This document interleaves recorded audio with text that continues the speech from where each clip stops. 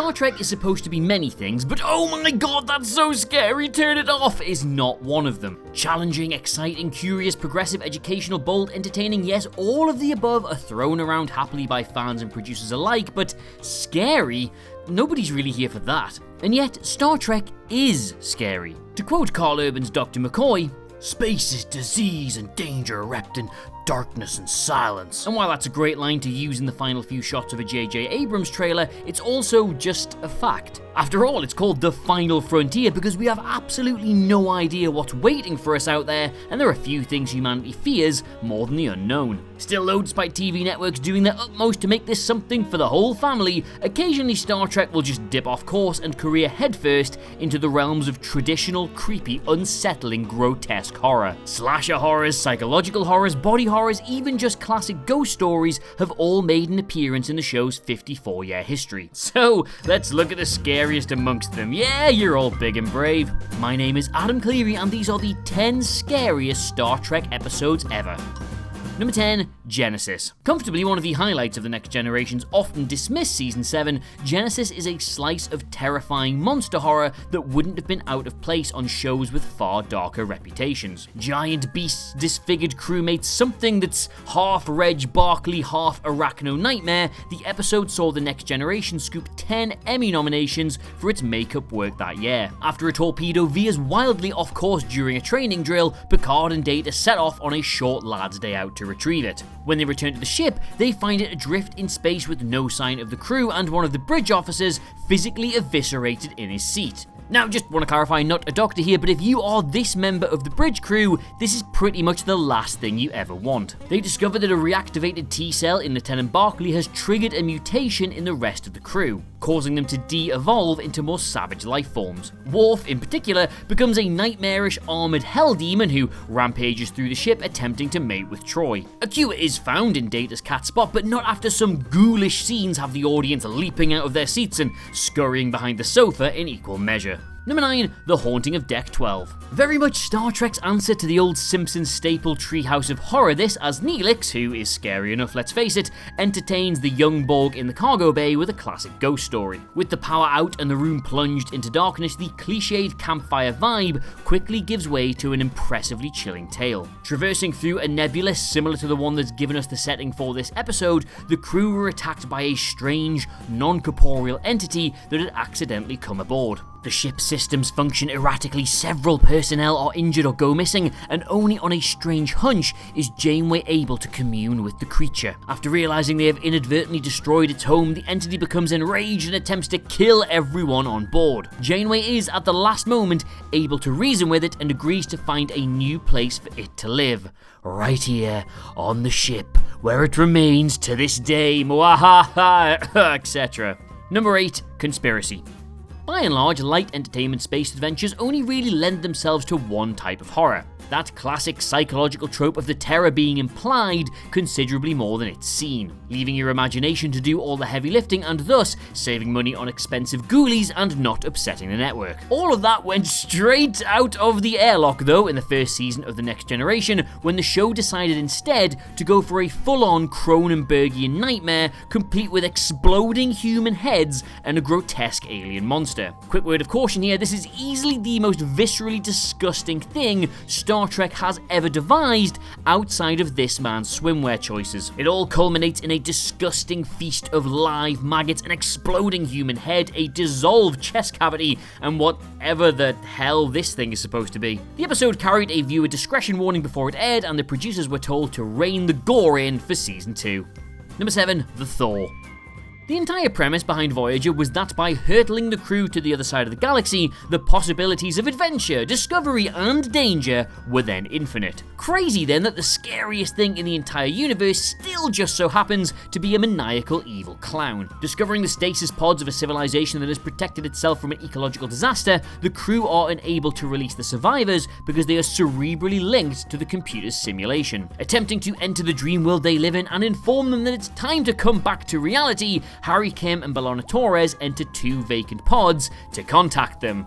This is a mistake. In fact, actually, I'm underselling it. It is a whoopsie bad idea with capital letters, because the dream world is actually a nightmare being run by the manifestations of the sleeper's own fears that just so happens to have taken the form of a maniacal clown. It has been slowly torturing its victims for decades, accidentally causing 2 to die from literal fright, and is just over the moon to have 2 new playthings. While there's nothing out and out horrifying in this episode, the relentlessly unhinged vibes of the clown are more than enough to dredge up any well-suppressed childhood fears.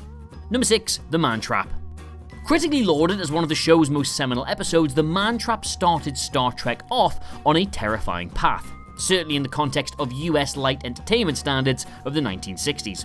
Arriving at a planet inhabited by Robert and Nancy Carter, a series of strange and savage murders sees them seek refuge on the Enterprise until the grisly mystery can be solved. Carter, however, despite being an old flame of Dr. McCoy, turns out to be a shape-shifting salt vampire. Women, eh? In the end, it transpires that the real Nancy was killed by the vampire years previous, but after taking pity on Robert Carter, one of them remained with him and took her form. He'd just been living in complete denial about the whole thing and slipping its salt tablets so it didn't murder him as well, just like any normal grieving husband would have. While the sudden deaths of the Enterprise crew members aren't exactly nightmare fuel, the creature design, this creature design, absolutely was.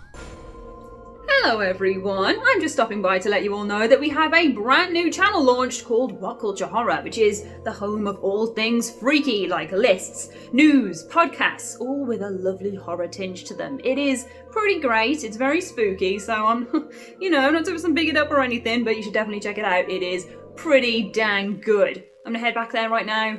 Hope you enjoy your list, hope you enjoy your video, and I'll see you again soon. Bye. Number 5, Night Terrors.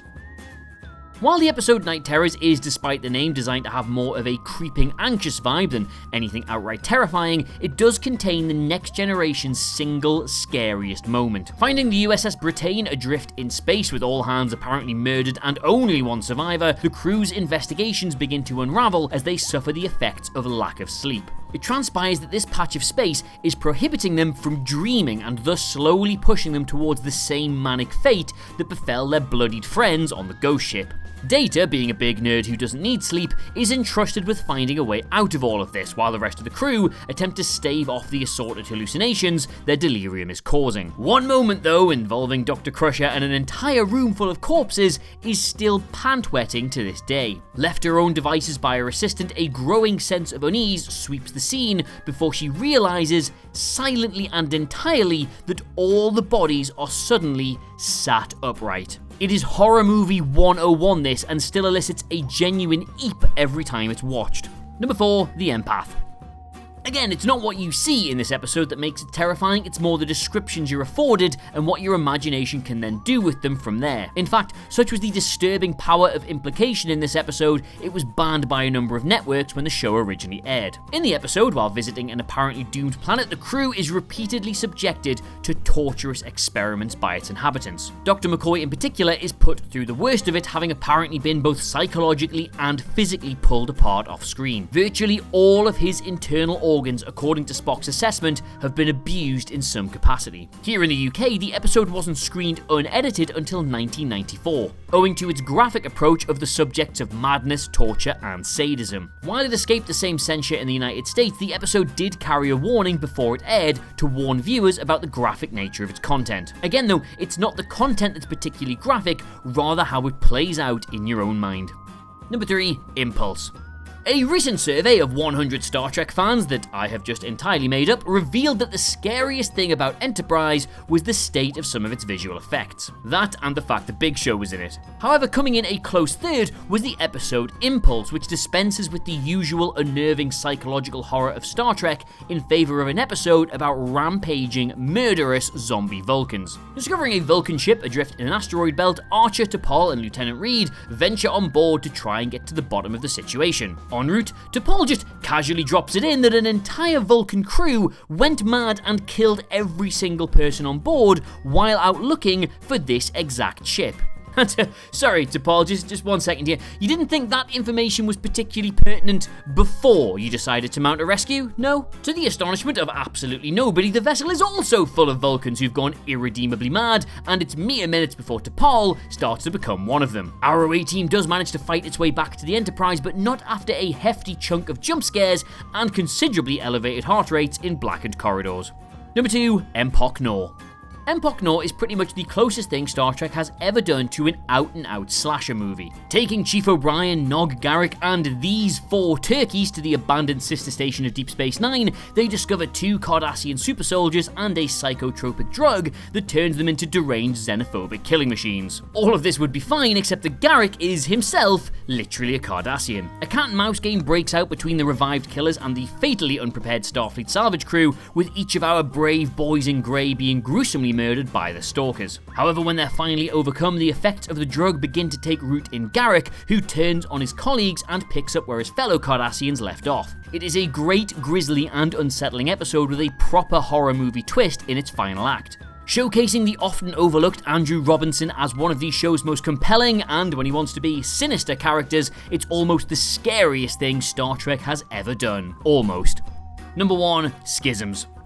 Schisms isn't only the scariest episode of Star Trek The Next Generation, nor the scariest episode of Star Trek full stop, it's probably one of the scariest things that went out on 90s pre-Watershed television. As an X-Files episode, this would have been lauded. On the Twilight Zone, it would have been considered too much, but it's Star Trek. Friendly, rewarding, fun for the whole family Star Trek, and it's terrifying. Taking the classic alien abduction trope that's made movies like Fire in the Sky so difficult to watch, the episode builds from a growing sense of unease all the way to a horrifying reveal absolutely perfectly. When several crew members start complaining about being tired, it's slowly revealed that they've been missing from the ship's logs overnight. Then, when several of them begin experiencing flashbacks triggered by otherwise innocuous objects, it's clear they all share a common, sinister memory.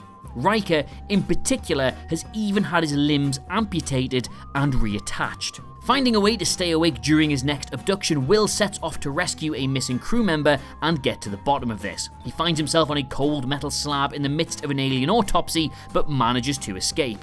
However, not before his captors can send a mysterious energy signal back through the rift they'd taken him through, leaving us on a sinister cliffhanger. So there you have it, those are the 10 scariest episodes of Star Trek ever, read to you by a man who was not scared at all, not one bit, shut up. Let us know what you made of it all in the comments below, and of course don't forget to like, share and subscribe.